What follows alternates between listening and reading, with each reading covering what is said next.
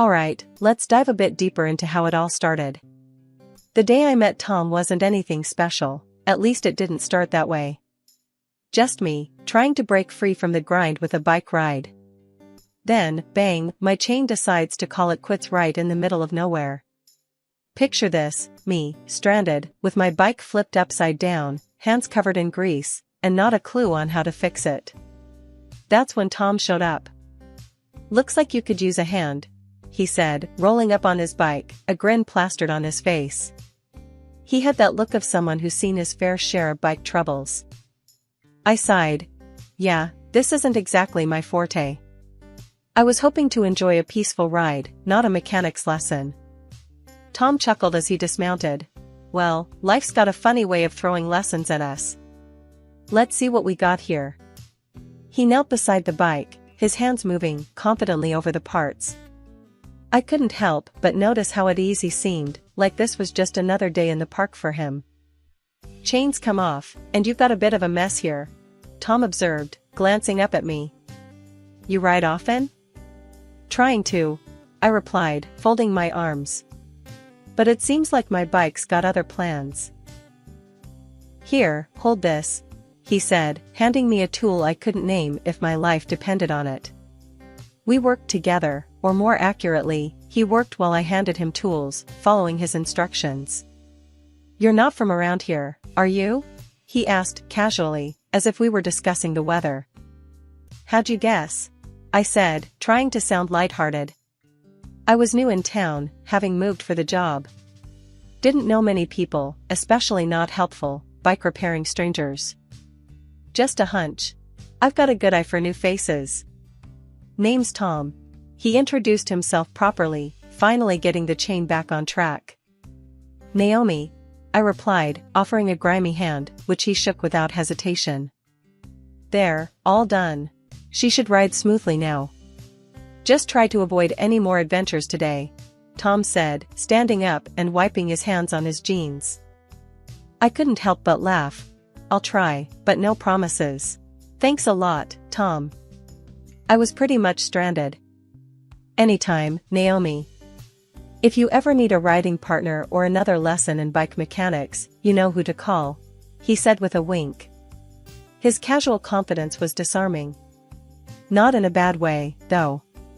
It felt like talking to an old friend, someone who just gets it. We parted ways, but not before exchanging numbers. There was something about Tom, a straightforwardness I appreciated. No airs, no pretending. Just him, his bike, and a willingness to help out a stranger. Little did I know, this chance meeting would turn into so much more. It was the beginning of everything, the good, the bad, and the utterly unexpected. After that unexpected yet serendipitous bike repair session, Tom and I started hanging out more. It wasn't long before we were inseparable, cycling around, exploring every nook and cranny of our little town. It felt like we were in our little world, pedaling towards something beautiful, something ours. Our dreams started weaving together, stitching a future we both yearned for. One lazy Sunday afternoon, sprawled on the couch after a particularly grueling ride, Tom broke the silence. "You know, Naomi, I've been thinking." I turned to look at him, raising an eyebrow. "Thinking?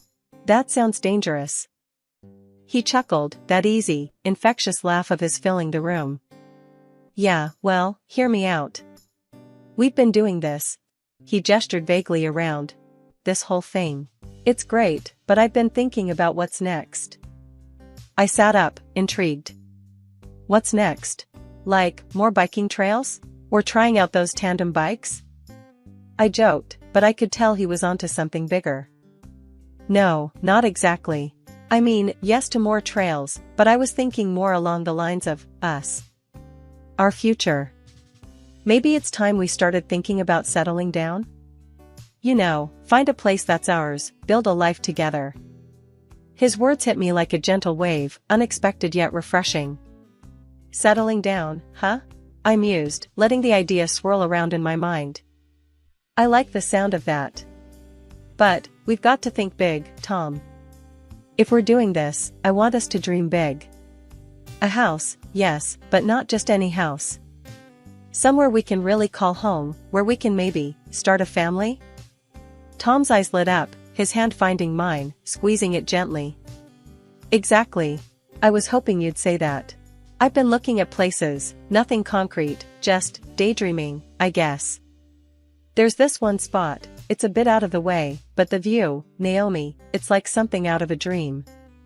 We could have our morning coffee overlooking the valley, go on bike rides without seeing a soul. The excitement in his voice was contagious. I leaned in, imagining our future mornings, the mist over the valley, the sound of our laughter echoing as we chased each other on our bikes. Tom, that sounds perfect. But, it's gonna be a lot of work. We're gonna have to hustle like never before. Yeah, I know. But we've got this, Naomi. We make a pretty damn good team, if I say so myself. And hey, no one said our dreams would be handed to us. We'll work for it, every step of the way. The determination in his voice was all the confirmation I needed. We were in this together, ready to face whatever came our way. But, Tom, we've got to make sure we're on the same page here. No sugarcoating, no holding back. If we're doing this, it's gonna take everything we've got. Savings, late nights, maybe even cutting back on some of our adventures. Tom nodded, his expression serious. I get it, and you're right. It's not gonna be easy. But imagine, just imagine, Naomi, coming home to our place, our kids running around in the yard. It'll be worth it. I smiled, leaning my head on his shoulder. Yeah, it will be. And hey, when things get tough, we'll just remind each other of that view, of the mornings we're working towards. Deal? Deal, he agreed, wrapping an arm around me. We sat there in silence, not the uncomfortable kind, but the kind that spoke volumes. We were dreaming together, our hopes and fears laid bare, united by a common goal. The only thing that bothered me about living with Tom was his sister. Stepping into Lily's world is like walking into a never-ending party, where responsibility is the guest that never got invited. The first time I met her, she was sprawled on the couch, scrolling through her phone like it held the secrets of the universe. I'd just moved some of my stuff into the small house that Tom and I were calling home, and there she was, making herself very at home. Hey, you must be Naomi, the new sis-in-law, Lily said, without looking up from her phone. Her tone was casual, almost too casual, for someone who was meeting her brother's wife, for the first time. Yeah, that's me, I replied, trying to keep the peace. Nice to meet you, Lily. Was all she said, finally gracing me with a glance. It was clear from the get-go that Lily lived in a bubble, one where work was a mythical concept and money was just something you asked for. One evening, not long after that first meeting, I found myself sitting at the dinner table with Tom's family. It was a regular occurrence, these family dinners, but they always had a way of turning into a stage for the latest Lily drama. So, Lily, have you thought about what Dad offered? Tom asked, trying to sound as non-confrontational as possible. He was referring to the job offer at his dad's company, an assistant manager position that would have been a golden opportunity for anyone looking to get their foot in the door. Lily scoffed, a forkful of salad halfway to her mouth. Work for peanuts? No thanks. I'm waiting for something better. Her dad, a man of patience, but wearing thin, chimed in. Lily, you can't just wait around forever. It's time you start taking some responsibility. Oh, please, not this lecture again. Lily rolled her eyes, dropping her fork with a clatter. I don't see why I should settle for some dead-end job. The table went silent. Tom's mom, always the peacemaker, tried to change the subject, but the tension lingered like a bad taste. It wasn't just the job situation, though. Lily's financial escapades were legendary. One time, she racked up a bill so high at some fancy club, her mom had to sell a pair of jeweled earrings just to cover it. I can't believe you let it get that bad, Tom said to Lily one afternoon when the bill came to light. We were all in the living room, the air thick with disappointment and disbelief. Lily just shrugged. I didn't ask her to sell her earrings. She offered. That's not the point, Lily. Tom raised his voice, a rare occurrence. You're taking advantage of Mom's kindness. And you're not? Lily shot back, her voice rising. You and Naomi living in that house, rent-free. Granddad left it to you, but it's still taking advantage. I could feel my cheeks heating up. This was different, and she knew it. We were saving up, working towards something more. Lily, on the other hand, was just burning through life with no thought for tomorrow. Living in that house isn't the same as blowing money on parties and expecting Mom to bail you out, I finally said, unable to keep quiet. Lily looked at me, her eyes narrowing. Oh, so now you're part of this? Last I checked, you're not a part of this family by blood. There was silence after these words, and I realized that I was blushing even more. Lately, our little home started feeling less like a sanctuary and more like a public park. Ever since Lily discovered where the spare key was hidden, or more accurately, bullied Tom into telling her, our place became her go-to spot. Not for a chat and a cup of tea, mind you, but as her personal lounge, pantry, and, increasingly, her wardrobe. One particularly stressful Thursday, I came home from work, dead on my feet, dreaming of a hot shower and an evening curled up with Tom on the couch. Instead, I walked into what looked like the aftermath of a hurricane. Lily sprawled on the couch, TV blaring, surrounded by a mess of snack wrappers and several of my personal belongings scattered around her like she owned the place. I dropped my bag, the sound drowned out by the TV. My patience, already hanging by a thread, snapped. Lily, what the hell is this? She barely glanced at me, eyes glued to the screen. Chill, Naomi. Just killing some time. Your place is better than ours, you know that. I took a deep breath, counting to 10 in my head before I could trust myself to speak. It's not a public park, Lily. You can't just barge in and make a mess. Lily snorted, finally looking up at me. What's your problem? It's not like I'm bothering anyone. Tom doesn't mind. That did it. Tom doesn't mind because he hates confrontations, but I do. This is our home, not your personal hangout spot. And why are you wearing my sweater? She looked down at herself as if noticing, for the first time. This? I just found it lying around. Thought it was Tom's or something. Right, because Tom really strikes me as the pastel sweater type. I shot back, the sarcasm heavy in my voice. Before I could launch into a tirade about respect and boundaries, the front door opened, and Tom walked in, looking as tired as I felt. His face lit up when he saw me, then fell just as quickly when he took in the scene before him. Hey, babe. What's going on? He hesitated, eyes darting between me and his sister. Ask your sister why she thinks it's okay to treat our house like her personal dumpster, I said, frustration bleeding into my words. Tom sighed, running a hand through his hair. Lily, what have we talked about? Oh, come on, Tom. I'm just relaxing. Naomi's making a big deal out of nothing. Lily protested, finally turning the TV off and standing up, making no move to clean her mess.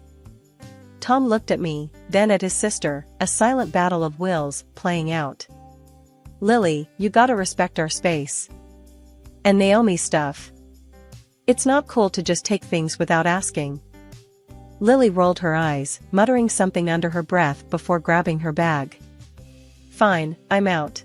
Didn't realize this place was a freaking museum. As she stormed out, Tom and I were left standing in the silence of her wake, the tension thick. He moved to hug me, but I stepped back, my emotions a tangled mess. Tom, we need to talk.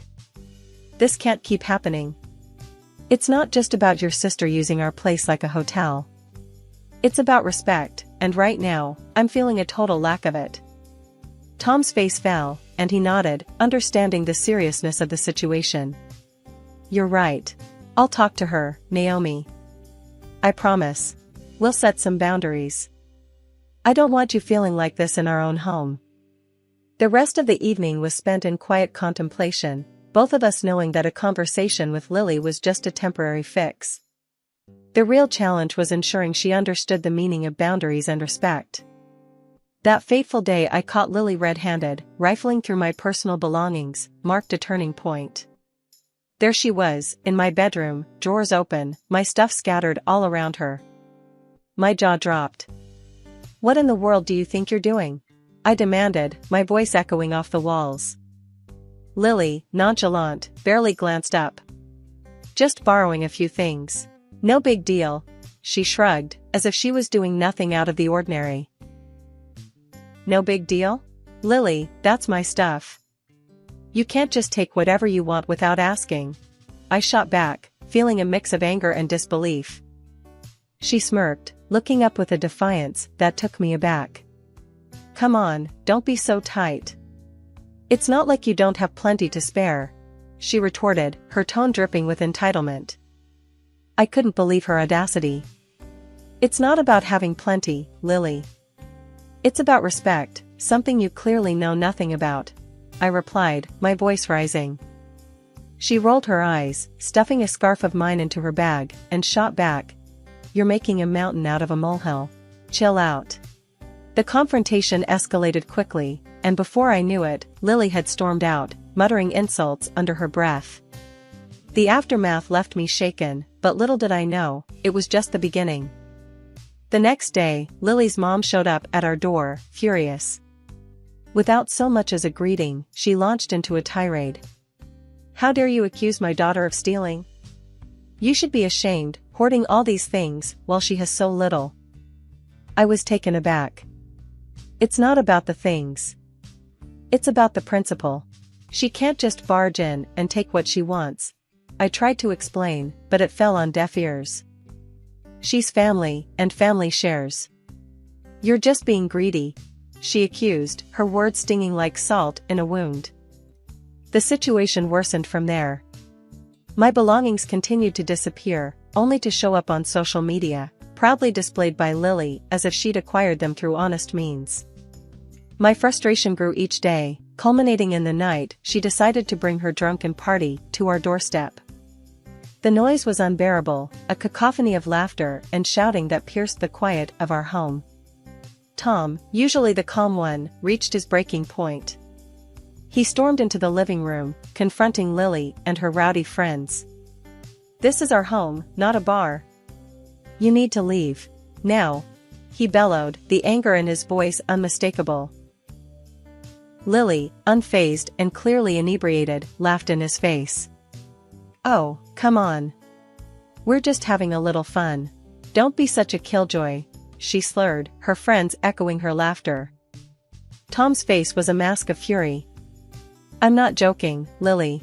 Get out, or I'm calling the police," he threatened, his stance firm and unwavering. The laughter died down as the reality of the situation set in.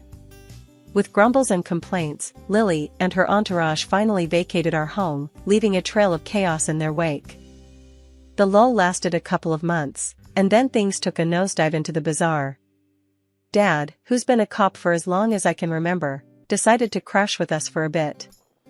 That day, Lily, the family's personal whirlwind of chaos, showed up unannounced, claiming some urgent need to just grab a few things from upstairs. She darted through the house with a purpose, then vanished as quickly as she had appeared. Fast forward to the evening, and Dad's casual scrolling through his phone turned frantic. Alert after alert popped up, his bank account was hemorrhaging money at an alarming rate. The realization hit him like a ton of bricks, his bank card was nowhere to be found. He was on the phone with the bank faster than you can say fraud, demanding they block his card immediately. No sooner had he hung up than my phone rang. It was Lily, sounding more sloshed than ever. "Hey, why'd you block the card? You're screwing up my night. How am I supposed to pay for my drinks?" I was floored. "Lily, are you out of your mind? You stole my dad's card, not mine. He's a cop, for crying out loud." Her response was a mix of disbelief and mockery, slurred but clear. "Oh, come on. Stop playing games. You're just trying to get me in trouble." By this time, Dad and Tom were both hovering over me, their faces a mix of anger and incredulity. Dad, always the calm one in a crisis, took the phone from me with a demeanor that could freeze fire. Lily, this is John. You've got exactly one chance to make this right. Return the card and the money, or I promise you, you'll be facing more than just a hangover tomorrow. Her laughter echoed down the phone line, a clear sign she wasn't taking any of this seriously. You guys are hilarious, really. Good night. With that, she hung up. Dad's face was set in stone as he dialed his colleagues at the station, briefing them on the situation with a precision and calmness that belied the storm brewing inside him. Tom paced the room. I sat, dumbfounded by the audacity of Lily's actions and the sheer gall she had to laugh it off. After the debacle with the stolen card, things escalated quickly. We found ourselves at the police station, a place I never imagined we'd be under such circumstances. My dad, still in his work mode, was all business, but I could see the disappointment etched deep in his face. Tom was beside me, a mix of anger and disbelief in his eyes. And there, looking like a deer caught in headlights, was Lily, cuffed and sobbing. Please, I didn't mean for any of this to happen, Lily whimpered, her tough facade crumbled into a heap of regret. I just wanted some fun. Dad, usually the calm one, had his patience worn thin. Fun? Is that what you call stealing? Putting your entire family through this mess? Lily's mom, my mother-in-law, was next to her, tears streaming down her face but with a fire in her eyes. This is all just a big misunderstanding. My Lily wouldn't hurt a fly. You have to believe us. I was fuming, struggling to keep my composure. Misunderstanding? She stole from us, from her own family. How do you just brush that off? The room was charged with tension, each of us standing on a precipice of raw emotions. My father-in-law, a stern man who'd been silent up until now, finally spoke. Enough, he said, his voice commanding the room's attention. This ends now. Lily, you'll return what you took, and we'll sort out the mess you've made. My mother-in-law exploded. You can't be serious. They're treating her like a criminal over some family misunderstanding. That's because she is one, Tom finally said, his tone colder than I'd ever heard. She broke the law. Being family doesn't give her a free pass to do whatever she pleases. The discussion went back and forth, with my father-in-law eventually stating that if Lily and her mother couldn't abide by the rules of decency and law, they'd have to find somewhere else to live. It was a bombshell that left everyone reeling. My mother-in-law was hysterical, Lily was a mix of tears and defiance, and there I stood, watching as the family I married into seemed to fracture before my eyes. After everything that went down, my father-in-law did right by us. He paid back every penny that Lily had blown through using Dad's card. Dad didn't push for charges against her. But that didn't mean things went back to how they were. Lily and her mom packed up and left, started a new chapter, you could say, in some cramped apartment living off what little the pension coughed up. Lily? She hasn't changed much, still jobless, still flaunting her so-called life on social media like it's something to be proud of. Tom and we had a sit-down about all this mess once the dust settled. Can you believe this? After all the drama, she's still at it, I said, scrolling through Lily's latest adventures online, a mix of disbelief and irritation churning in my gut. Tom, ever the rock, just shook his head. Let her be, babe. We did what we could. It's on her now. Besides, Tom added, we've got bigger and better things to plan. Like that big house you keep dreaming about. The determination in his voice was contagious. Absolutely. We focus on us, our dreams, the big house, maybe even start talking about kids? Kids, huh? Tom's eyes lit up at the mention. I think we're gonna make great parents. But let's promise to never let our kids turn into mini Lilies. We laughed together, the sound a healing balm to the wounds of the past weeks. Deal. No mini tyrants allowed. I agreed. The next few days were a testament to our resolve. We cleaned, we planned, we dreamed. Our conversations were peppered with ideas for the future, interspersed with moments of reflection on what we'd gone through. I was thinking, I said one evening as we sat with cups of tea, maybe we should start a new tradition. Something that's just ours, to mark the end of one chapter and the beginning of another. Tom nodded, thoughtful.